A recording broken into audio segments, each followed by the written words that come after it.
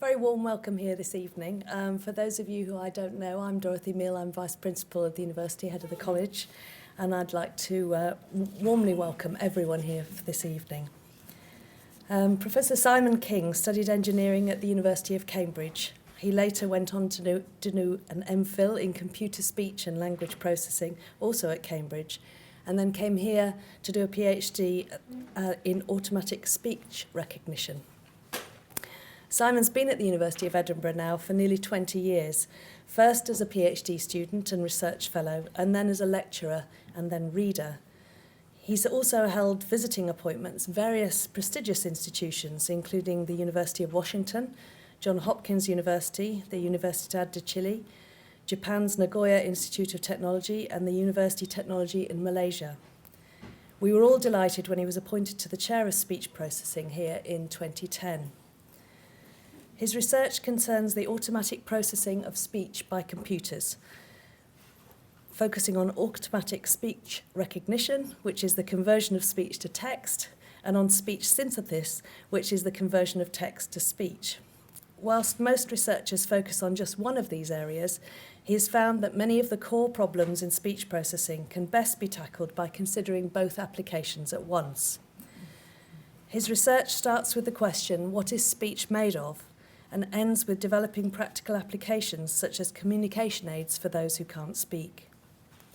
He has many career highlights, including an advanced research fellowship from the UK's Engineering and Physical Sciences Research Council, election to senior member of the Institute of Electrical and Electronic Engineers, and most recently becoming the director of Edinburgh's Centre for Speech Technology Research. It's a real pleasure to see so many people here to mark and celebrate Simon's appointment to the chair and to listen to the inaugural lecture.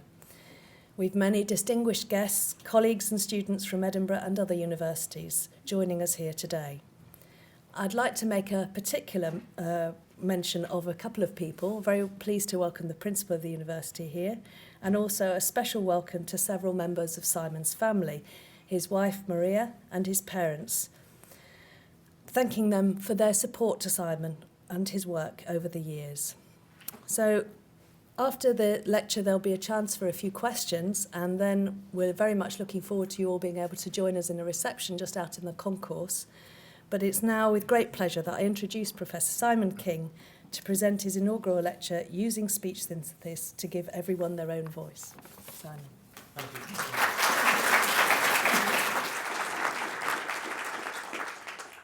So it's fantastic to see so many people and quite a diverse audience.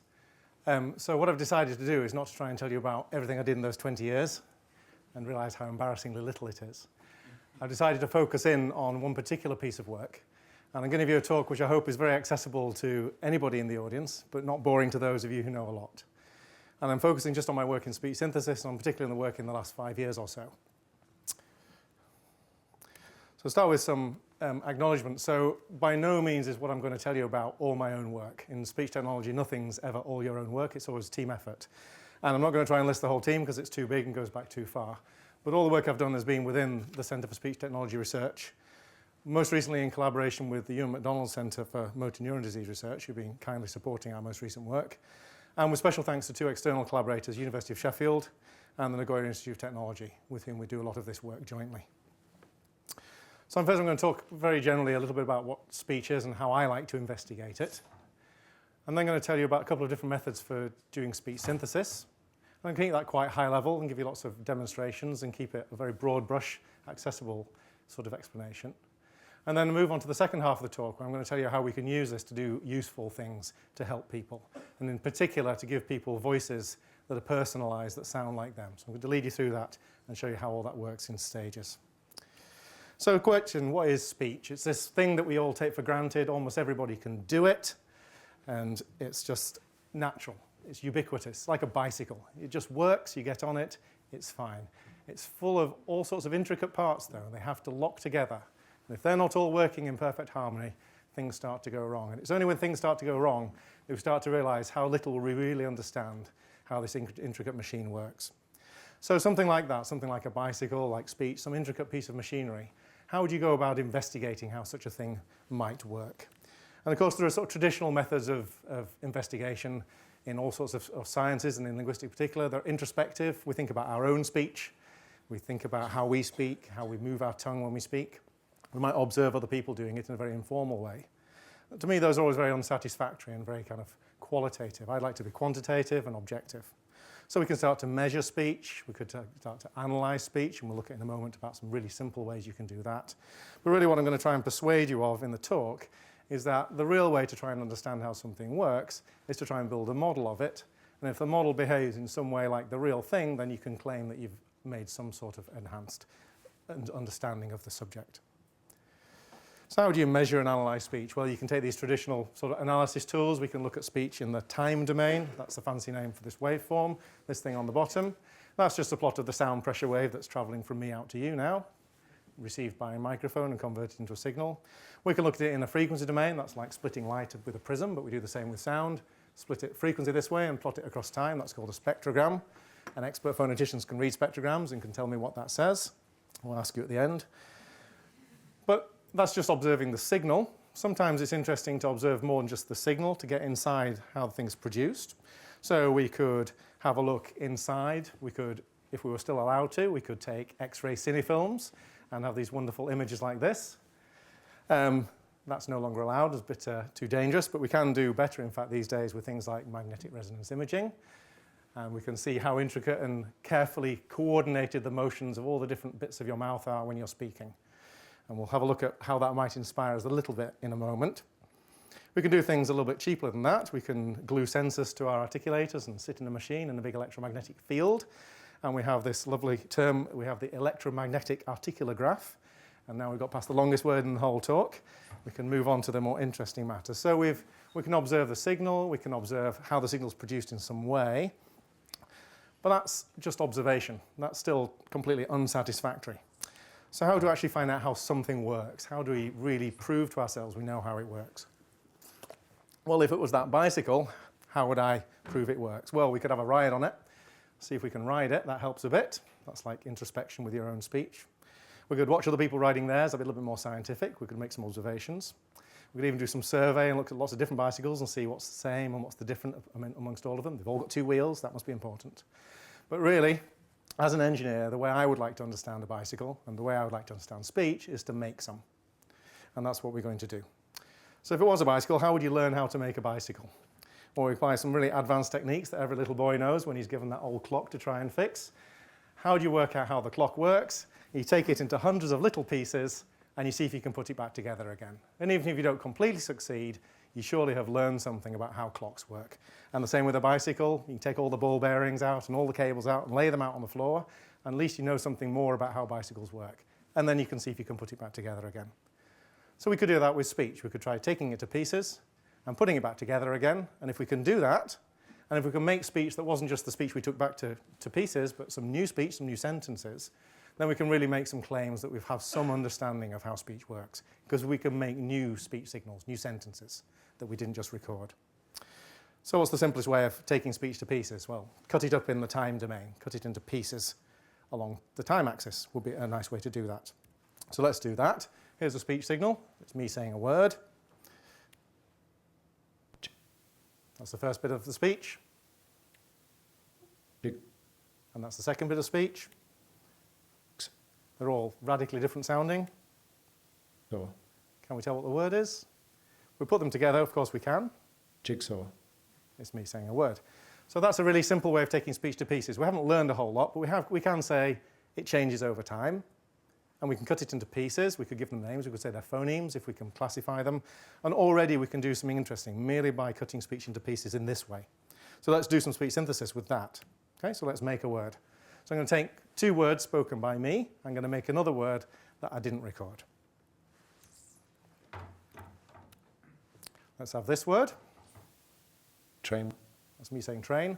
I've just pitch corrected that so everything's monotonic to make life a bit simpler. And we'll just take this little bit of it. Okay. And we'll take me saying another word. Let's take this word here, peas. Peas. Okay, that's me saying peas. And let's just take the end of that. And let's try putting those two things together. Peas. Trees. And we can make the word trees. It's convincing in that it sounds like the word trees, but it's unconvincing that there's something a little bit unnatural about that. And that reveals already something that's difficult about speech. This end of e's was recorded after a p sound. And the beginning of trees was recorded before an ain sound. And we put these two things together, and they're out of context. They don't quite match. So this bit of speech here is quite context sensitive. And so it sounds okay after a tr, but not quite right. And that's why speech processing is hard, because speech can't be classified into a small number of categories and taken to bits and put them back together again. It's context sensitive. So we just did speech synthesis, so let's try and generalize the bit and talk about a slightly more general purpose method of doing speech synthesis. So speech synthesis is absolutely everywhere, and you may or may not know it. Sometimes it's so convincing that you actually get away with it and you think it's a person. So on some telephone services, reading out the cinema titles and so on. That could well be speech synthesis. It's very widely used. You see it in all sorts of places. It's in everyday devices. It runs on your phone. It runs on your computer. It runs on your lift. And you get a prize if you know where that box is and which lift that's on. It's everywhere. It's ubiquitous. It's in popular fiction. It's in popular culture. It's even in the movies, and it's on the TV. What's the door?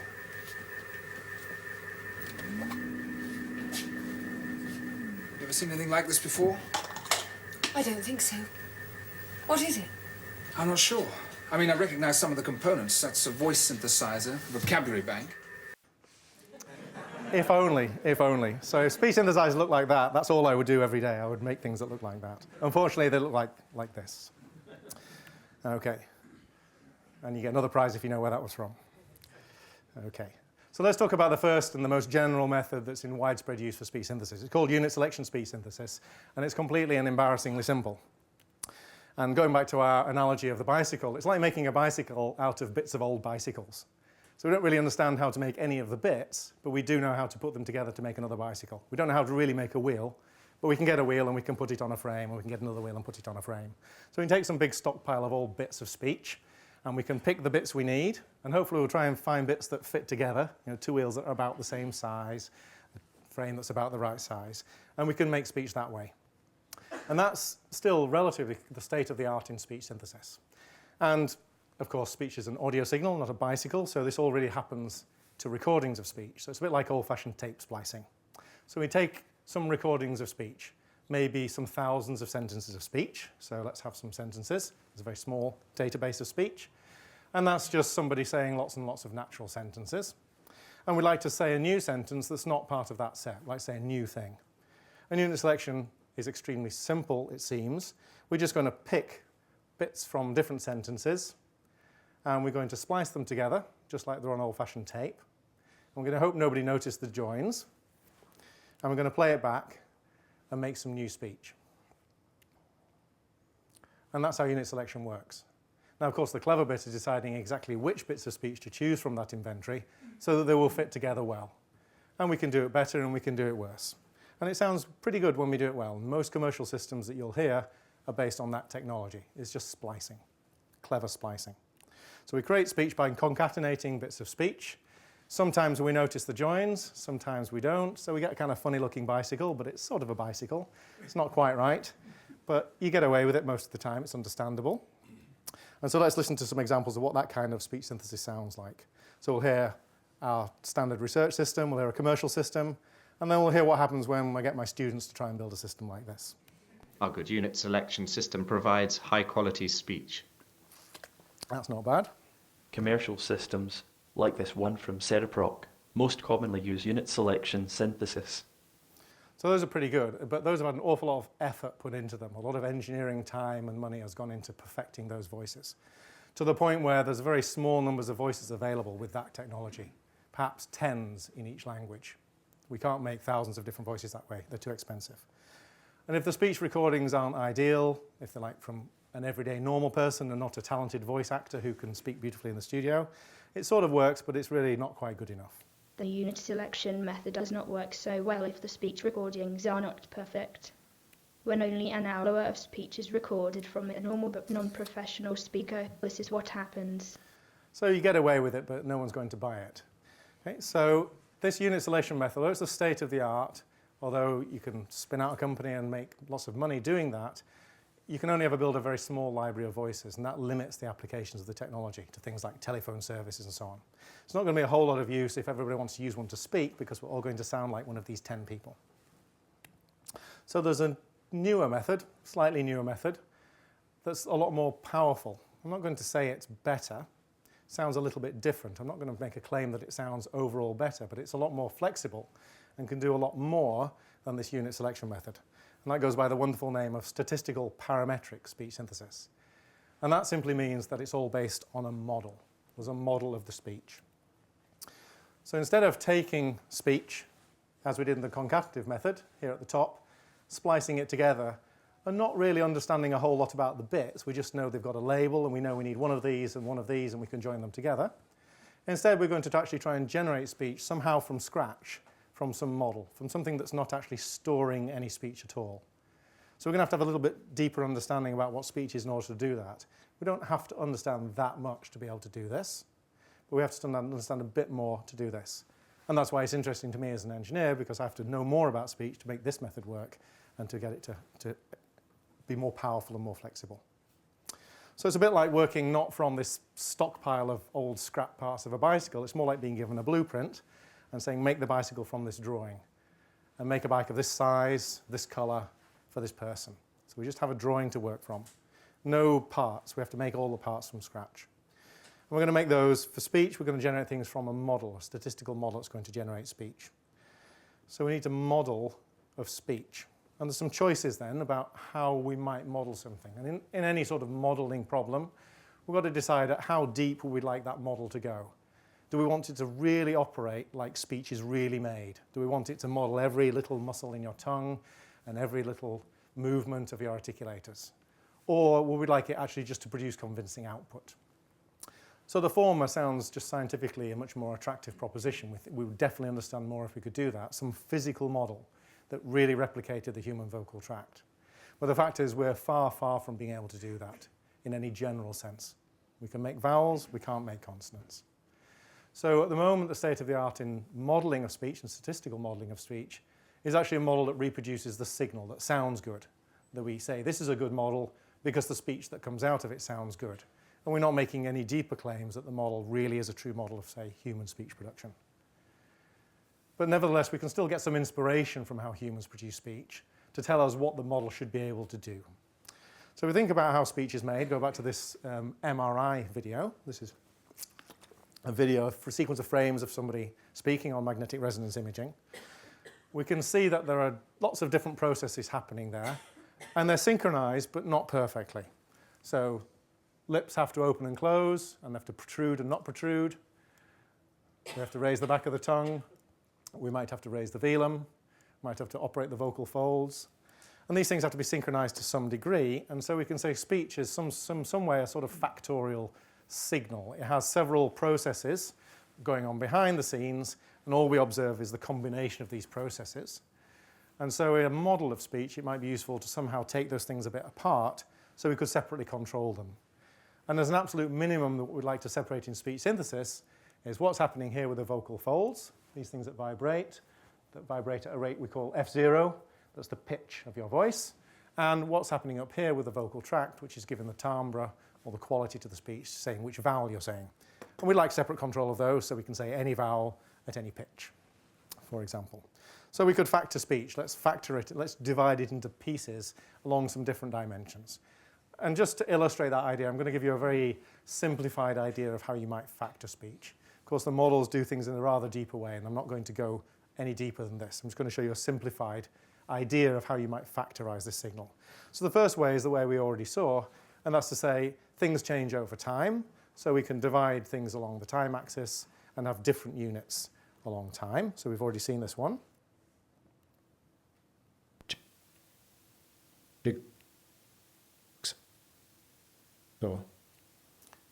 Jigsaw.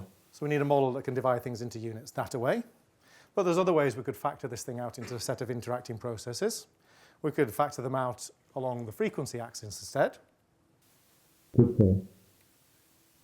Jigsaw.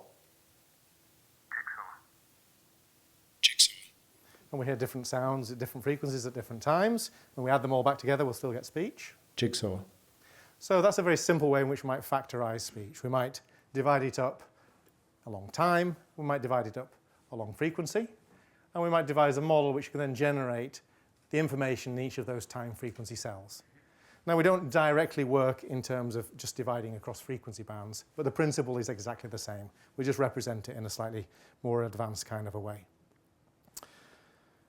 So the factors in reality in our models of speech for synthesis boil down to 3 or 4 things. One is the spectral envelope, that's the overall timbre. So in phonetics, we might say the formants or the shape of the vocal tract. The fundamental frequency, that's the rate of vibration of the vocal folds when they are vibrating, and that leads to the perception of pitch. And there's some non-periodic energy, these fricatives like s and sh, so we have some representation of those. And then we need a model of how long these things last, a model of duration. So these may be 4 factors, 4 different aspects to the model. And that's going to be important later. So remember that the model can break speech down into different aspects and control each of them somewhat independently. So if something was wrong with one of them, we could maybe have a chance of fixing that. And so if you know anything about audio coding and so on, you might think that there's some similarity between this and the way we might code audio, and there is. We can certainly get inspiration from that. So we could go from the sorts of processes that happen in your phone in order to send your speech over a network to somebody else, or that happen in your MP3 player to make your music take as little space as possible so you can get as many songs on your player as possible. And that's to encode speech into some representation of these different interacting factors. So we can either manipulate them or compress them or transmit them.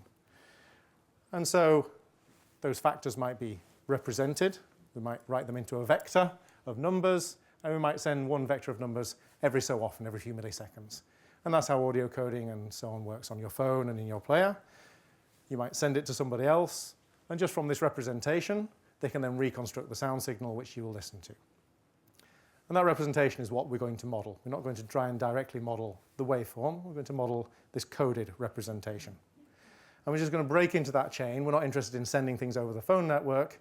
We're interested in modeling them, and then later sort of reconstituting the speech from the model and generating new output. So the diagram changes ever so slightly. We're going to take speech, and we're going to know what the speech says. We're going to know what people have said.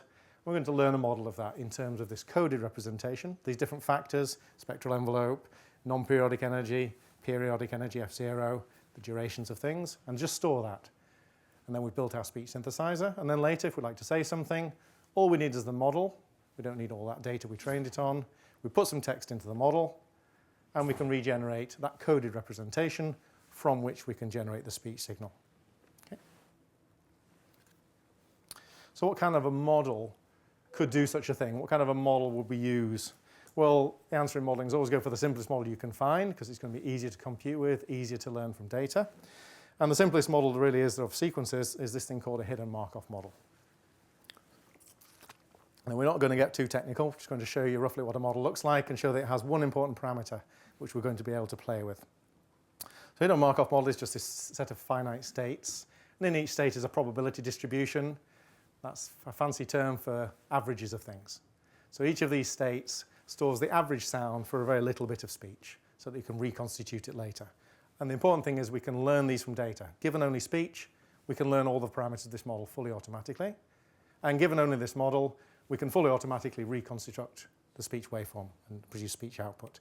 So this model is what we call a generative model. It can generate that encoded representation, the spectral envelope, the fundamental frequency, and so on, and the durations.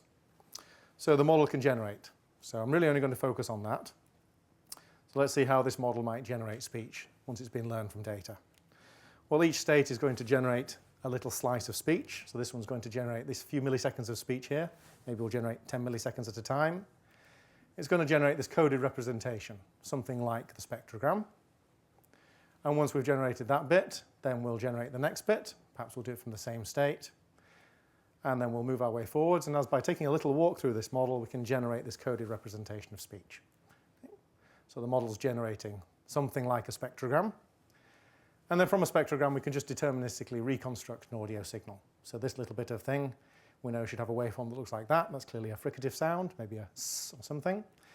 And this thing here clearly is going to be some sort of a vowel. So we can construct the waveform from that, just like the receiving end of the telephone network. And so on. We can just go and construct the audio wave.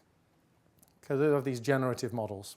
that generate first this coded representation, and from that, Jigsaw. this speech signal. Okay? So that's me saying jigsaw, but it was synthetic that time. Okay?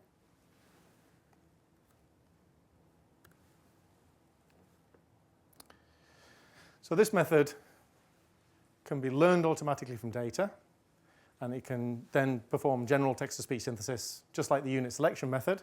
But instead of storing speech and extracting bits and pasting them together and playing it back, it stores this statistical model, which was learned from data earlier, maybe by somebody else. And then every time we say a sentence, we invoke the statistical model, we run this algorithm to generate from it, and we produce a speech output.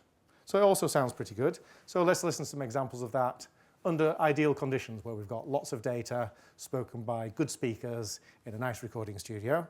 And then we'll move on to the later part of the talk when we'll try and deal with data that's not so nice or not so plentiful. Statistical parametric speech synthesis can use high-quality data, but also works well with more variable recordings.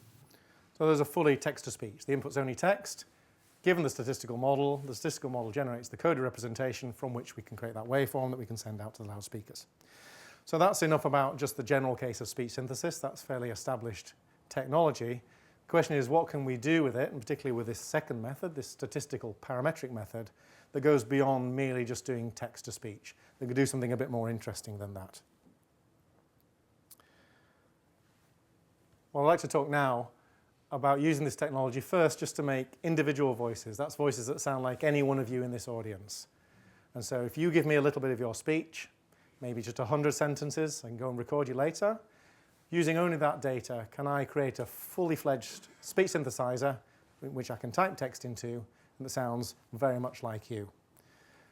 And in the unit selection method, the cut and paste method, the answer is you simply can't do that.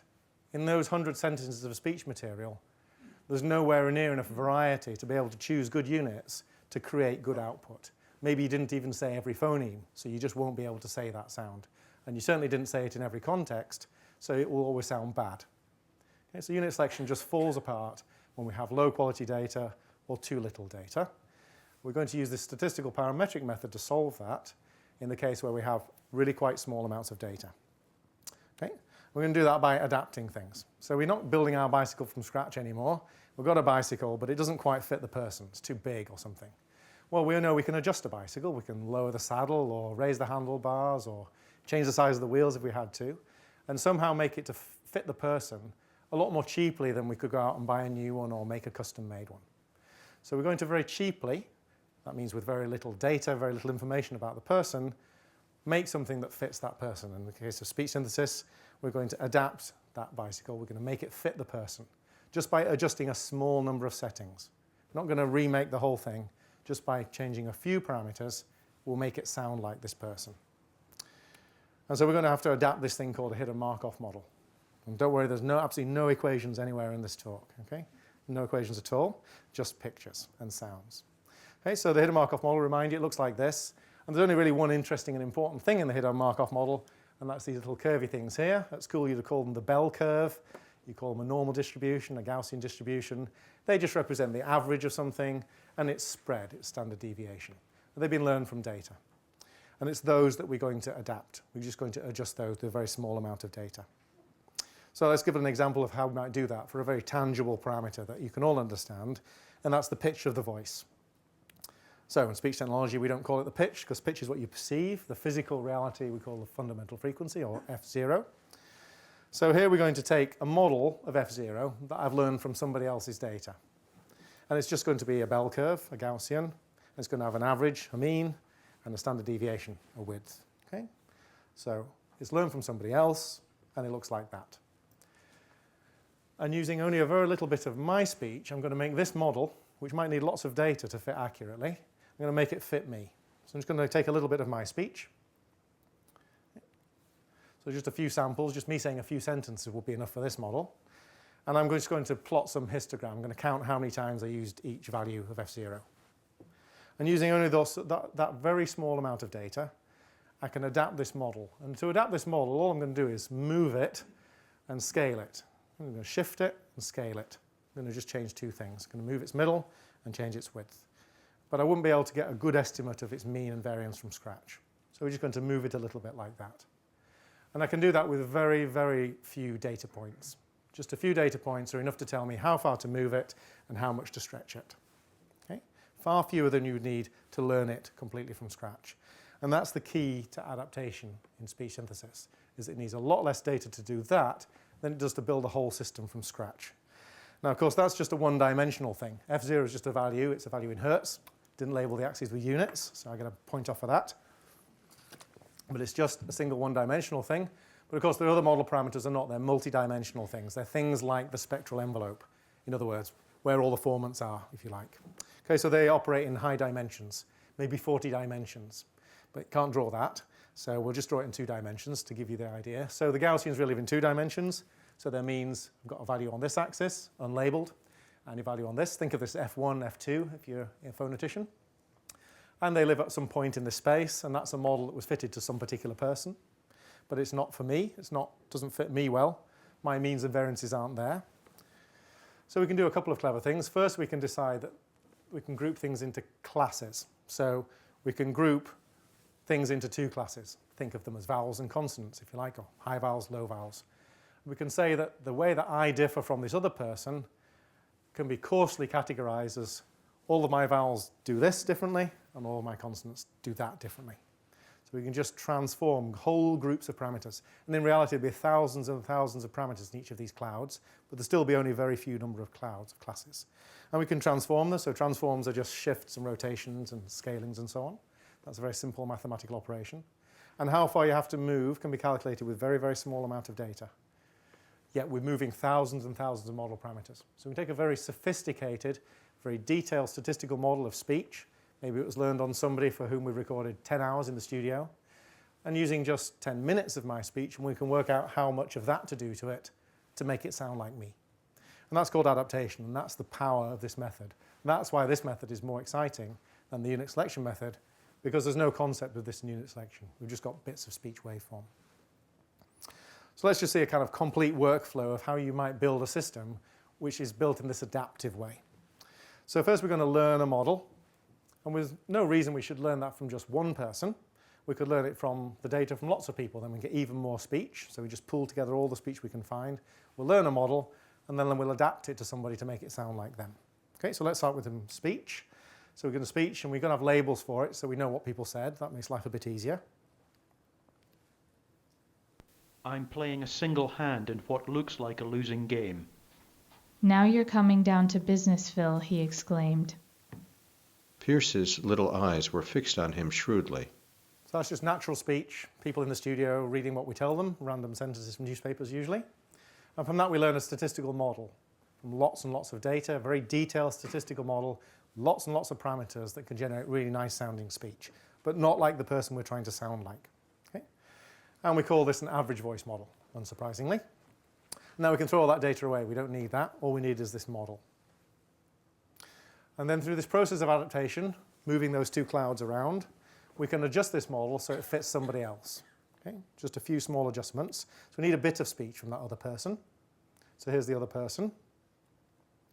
If I ever needed a fighter in my life, I need one now. So they sound very different to anybody in that set. And we're going to try and make the synthesizer sound as much like that as possible, with only a few sentences from this person. So that we learn these transforms, that's how much to move, how much to rotate, these clouds of parameters. And we can get rid of that adaptation data. We don't need that anymore. Now we've got a statistical model. I've got these things called transforms, which is just how much to change the model. So how much to raise the saddle on the bicycle to make that bicycle fit me, how much to lower the handlebars. Just a very small number of bits of information. And from this, we can make a personalized speech synthesizer. Okay? So we apply those transforms to the model to warp it to me, and then we synthesize from it. So first, let's listen to it without doing all of that warping. So just this average model. Okay, I would like to go to Miami, Florida. So that's an average of 6 or 7 people with accents ranging from Scotland to America and of both genders.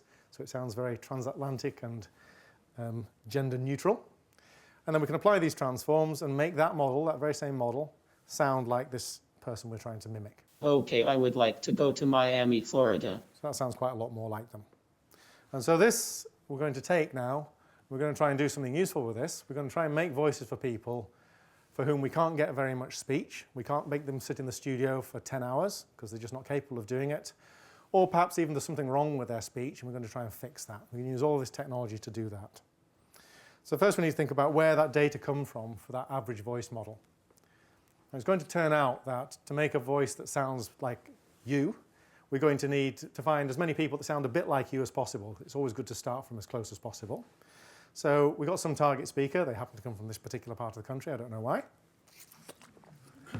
And in order to build a model that's close to them, but won't sound like them, but it's close to them, we're going to pick some people that are similar. So geographical similarity is a good start. Accent, gender, age, these will all be good things. So we're going to try and find a few people, these source speakers, that are like our target. Remember, our target is someone who can't go in the studio for 10 hours, maybe has a problem with their speech. So we've got some source speakers, maybe only 5, maybe 10 or 20 or as many as we can find. Okay, so we've got this source. We're going to try and make a voice that sounds like this person here. And we've got the speech of these other people here. We've got lots of speech from these purple people and very little speech from the red person. Okay, so first thing we're going to do is build a rich, detailed statistical model from all of those source speakers. Okay, so this is average voice model. Okay, so that's really just pooling the data, and it really is just like averaging their speech. Okay, you'll have a pitch range that's somewhere in between all of them. You'll have a speaking rate that's somewhere in between all of them. You'll average them all out into this sort of smooth, neutral voice. Hopefully that'll get us quite close to target, but it certainly won't be on target.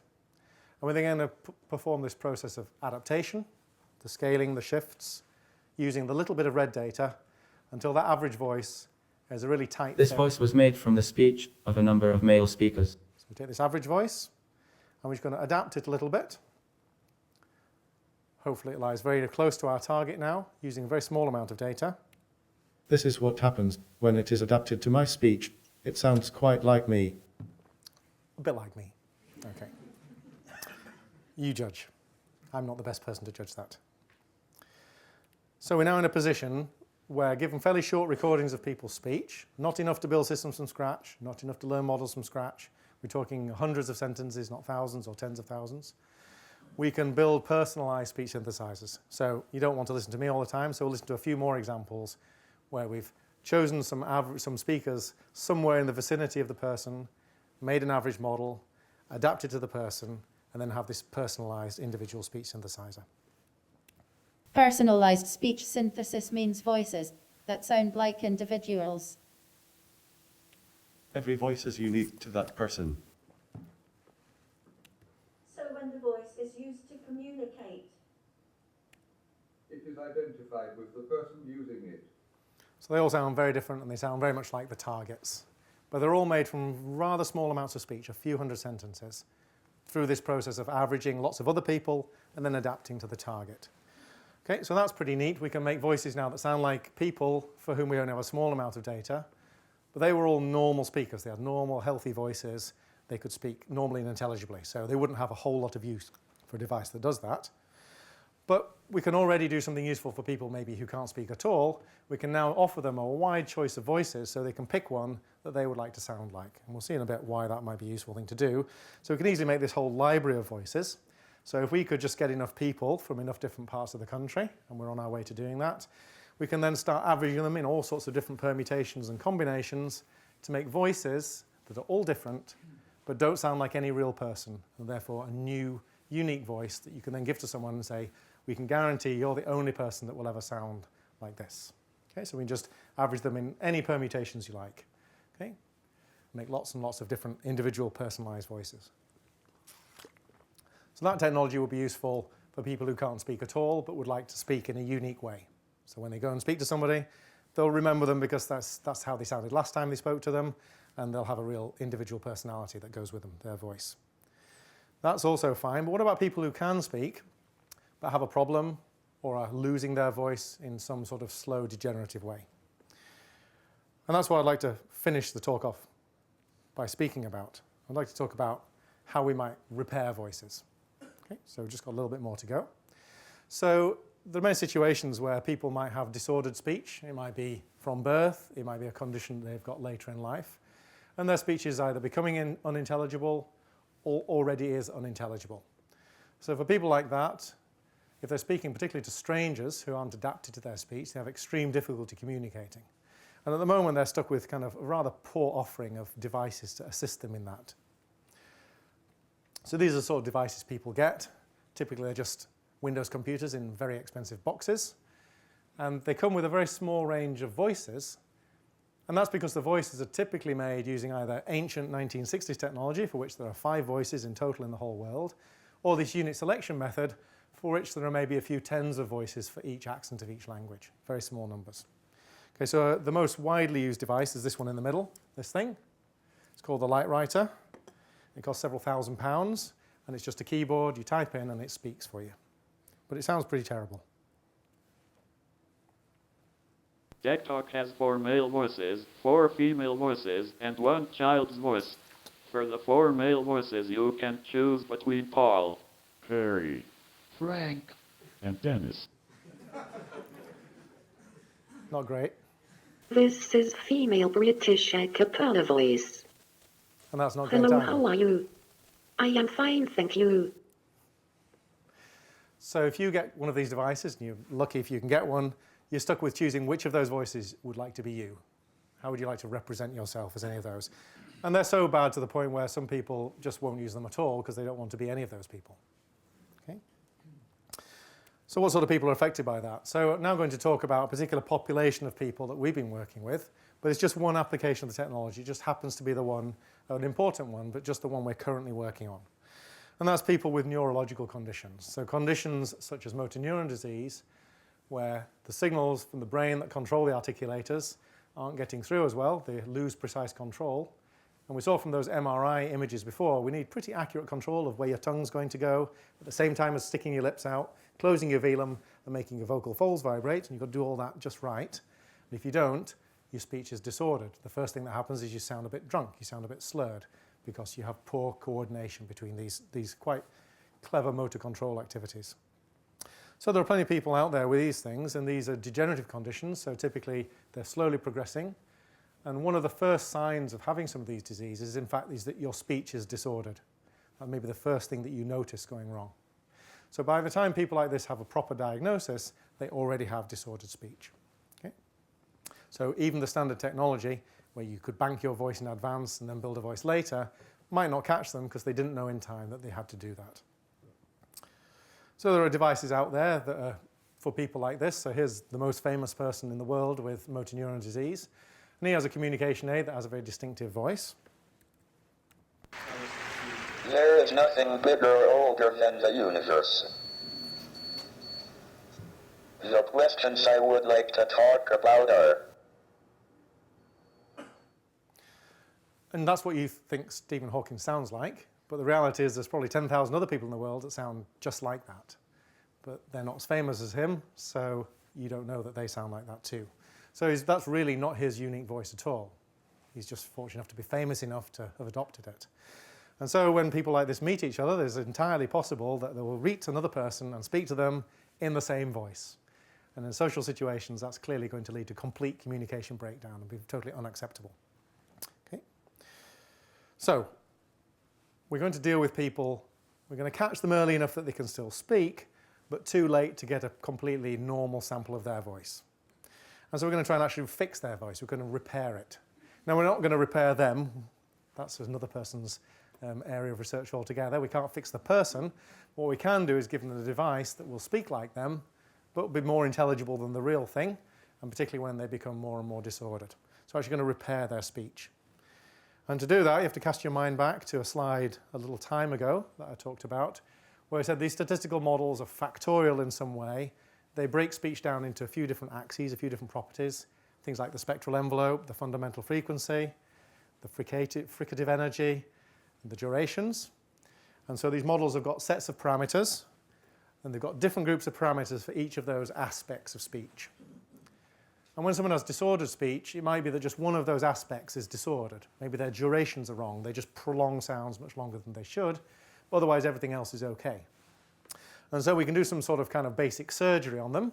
We can take a model that's trained on them, and we can take a model trained on someone else. Maybe it's one of those average models trained on similar people. Maybe it's a donor. Maybe they've got a sibling of the same gender, same age. They can train a model on that. And we can just find the parameters corresponding to what's wrong with their speech and substitute in, transplant parameters from a model that works. Okay, so we just fix in their durations. So let's see how that works in pictures, not equations. So we're going to need some source speakers again. People look, but no one ever finds it. People look, but no one ever finds it. People look, but no one ever finds it. People look, but no one ever finds it. People look, but no one ever finds it. So selected some group of people, and we're going to make that average voice model again. So we just average all their data in a statistical sense and learn that statistical model. That's an average model of them. And we're going to use that as the basis for repairing some other voices, for fixing some other voices. This model is trained on speech from a few Glasgow female speakers. So that's synthetic speech, but just from this averaged model. So let's try and use that to do some kind of repair. Well, just to illustrate it, and first I'm going to do it to my speech, because you've got a good sample of the natural thing here. So we're going to see what happens when we try and do some mix and match. We're going to take a model trained on these ladies from Glasgow, and we're going to just change some parts of the model to be like a model for me, and leave other parts unchanged. Okay. Now the source voice comes from female speakers from Glasgow. We can adapt this voice using a recording of my speech. Here we have only adapted the pitch and durations so it matches my speech. Okay, so that's like having somebody else's vocal tract, but me using my vocal folds, or the other way around. Or we can adapt the spectral envelope and leave the pitch unchanged. So that's like my vocal tract, but female Glasgow vocal folds. Of course, we could do both, and we can make it sound just like me. By performing adaptation on all model parameters, it can sound a lot like the target, even though we started from female Glaswegian speakers. This power of adaptation can move models quite a long way if we've got enough data. So all the way from female Glasgow speakers to sounding a bit like me. So just imagine for a minute that there was something wrong with that. There's something wrong with my durations, or I didn't like my prosody. I fancied somebody else's prosody or wanted to fix it. We could then just transplant the durational part of the model with somebody else's parameters. If there was a problem with my durations, we could replace them with those of another speaker. So it's just somebody else's prosodic patterns. There is someone out there that speaks like that in terms of prosodic patterns. Okay? Of course, if we start from a bit closer, we get slightly better results. So it's important to have source speakers that are somehow a bit matched. That's why we need them from all over the country. By starting from a closer average voice model, we can get better results that sound closer to the target. Okay, so that's just to illustrate it on my voice, which I don't consider as disordered. So let's do it now on a voice that needs a little bit of repair, that's on its own not suitable just for making into a standard synthesizer. So let's compare two things. We could just take this person's speech and we could just train a statistical model on that speech. So we've got enough of it to do it in this case. So we just call that cloning. We're just taking a complete copy. Okay? Please call Stella. Okay, so this is someone with a fairly early stage motor neurone disease. We just hear a little bit of speech disorder, in particular some problems with duration. They're a bit prolonged. That's very typical. So we can just completely train a model on that or completely adapt the average model. Because the speech is not too disordered, we can train a model on it like this, but the durations do not sound normal. Okay, so there's a little bit of a problem. So we can just take that model and just swap its durations for those from somewhere else. For example, from the average of some other women of a similar age and similar accent.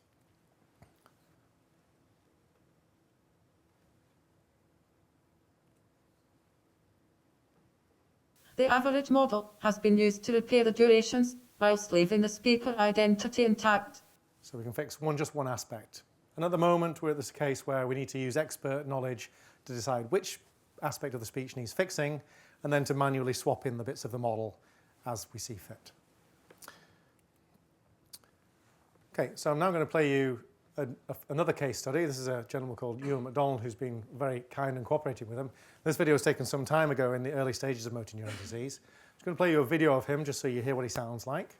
We had about 3 minutes of speech from Ewan. That's the only recordings we're able to obtain. And then we're going to play in the second slide a text-to-speech voice that's built from this data with some repair done. And this time the repair was done using both an average voice model and some data from his brother, who's a similar age and similar social group and similar accent. So first, just natural Ewan.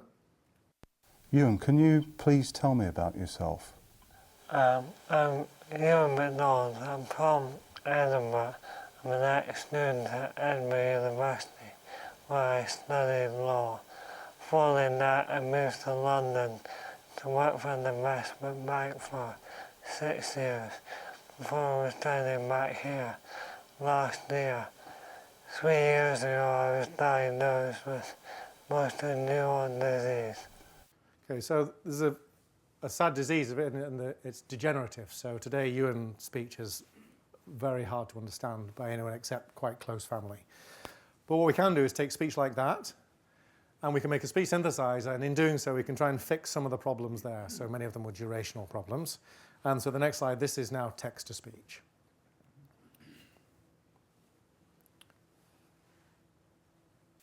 I'm Ewan McDonald. I'm from Edinburgh. I'm an ex-student at Edinburgh University, where I studied law. Following that, I moved to London to work for an investment bank for 6 years before returning back here last year. 3 years ago, I was diagnosed with motor neurone disease. Thanks to science and a voice donor, my voice has been reconstructed inside a computer. Now I can use my own voice as a personalised communication aid. The speech you're hearing was automatically generated from text.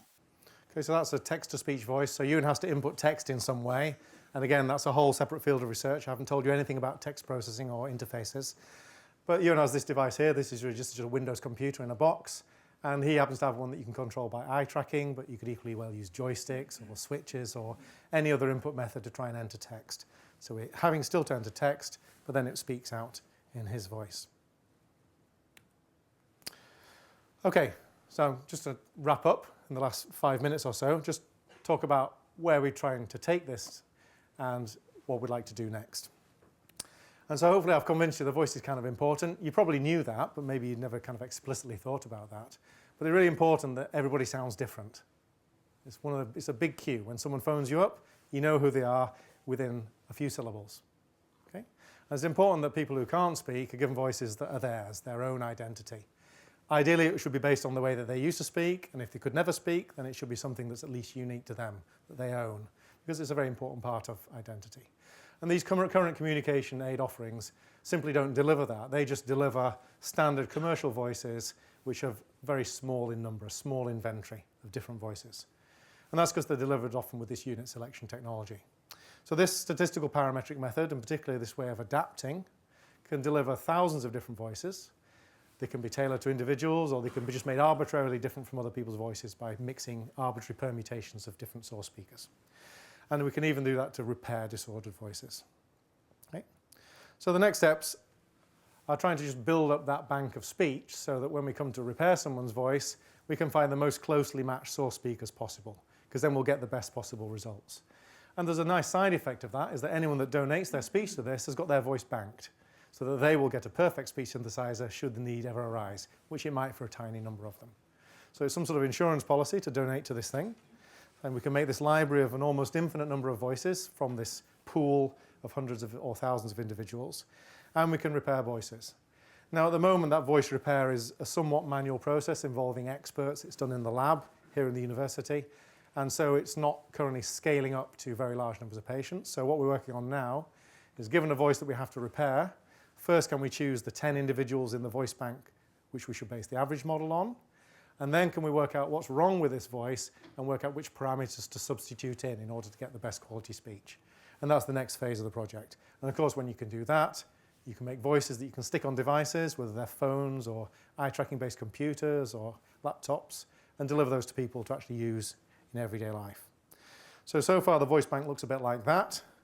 I think red and pink are female, and blue and turquoise are male, just different age groups. And we have some sort of coverage of the UK, but that's just people we could find to record in Edinburgh. Of course, we need to expand that. And particularly, we need to fill in all these gaps. And we need to fill in all the different social classes. So we cover accent broadly and different age ranges, because people's voice is different with their age. You can tell broadly how old someone is from their voice. So we need broad coverage in many different dimensions. We need to cover the map in breadth and in depth. So I'm going to finish off by rather cheekily telling you that you can help me and us and all these other people here that work on this project. It's certainly not all my own work, as I tried to make clear at the beginning. If you want to donate your voice and get voice banked for free, email this address, and you too can become part of this map and become a dot, and your voice could be used to try and repair somebody's voice in the future. And I'll finish there. Thank you very much.